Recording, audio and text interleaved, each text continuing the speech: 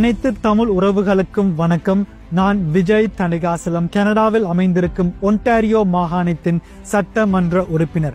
இன்று கனடாவின் உச்ச நீதிமன்றமான சுப்ரீம் கோர்ட் ஆஃப் கனடா சட்டமூலம் 104க்கு எதிராக தமிழ் இன அழிப்பு அறிவூட்டல் கிழமைக்கு எதிராக தமிழின அழிப்பு மறுப்பாளர்கள் போட்ட வழக்கினை முற்றிலுமாக நிராகரித்து அதை தள்ளுபடி செய்துள்ளனர்.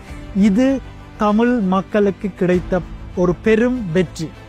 இதுக்காக அயராது செயல்பட்ட அனைத்து தமிழ் உறவுகளுக்கும் தமிழ் அமைப்புகளுக்கும் கனடாவில் உள்ள மக்களவை அவர்களோடு இணைந்து 60க்கும் மேற்பட்ட அமைப்புகள் இதுக்காக செயல்பட்டுள்ளனர்.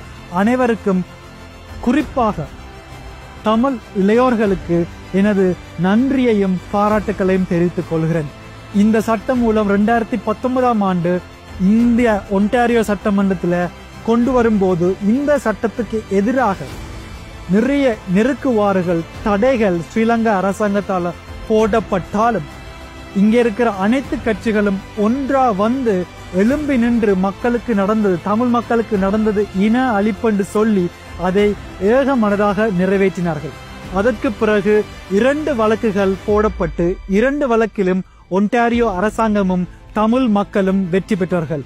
3வதாக கனடாவில் அமைந்திருக்கும் உச்ச நீதிமன்றத்துக்கு இந்த வழக்கு கொண்டு போன நிலையில இன்றைக்கு சுப்ரீம் கோர்ட் ஆஃப் கனடா, கனடாவின் உச்ச நீதிமன்றம் இதை நிராகரித்திருக்கிறது என்றால் இதற்காக கஷ்டப்பட்டு உழைத்த செயல்பட்ட அனைத்து தமிழ் மக்களுக்கும் கிடைத்த ஒரு முதல் படி வெற்றியாகவும் எங்களோட தமிழ் இன அழிப்புல அநியாயமாக கொல்லப்பட்ட மக்களுக்கு கிடைத்த ஒரு நீதியாகவும் அந்த நீதியை கேட்டு போராடுற மக்களுக்கு குடும்பத்துக்கு ஒரு வலு சேர்க்கும் முகமாக அமைந்திருக்கிறது.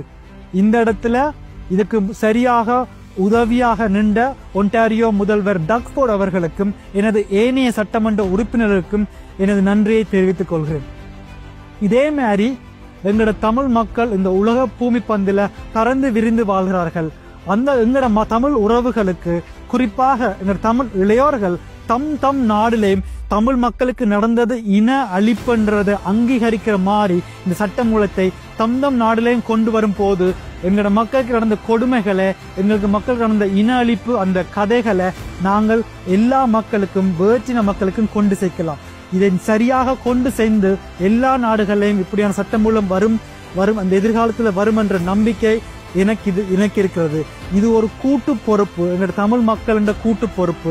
இந்த கூட்டு பொறுப்புல உங்களில் ஒருவனா நான் தொடர்ந்தும் பயணிப்பேன். இந்த சட்ட மூலத்தை நிறைவேற்றினதுக்கும் இந்த வழக்குல வென்றதுக்கும் எல்லா தமிழ் உறவுகளுக்கும் எனது நன்றியை தெரிவித்துக் கொள்கிறேன். நன்றி, வணக்கம்.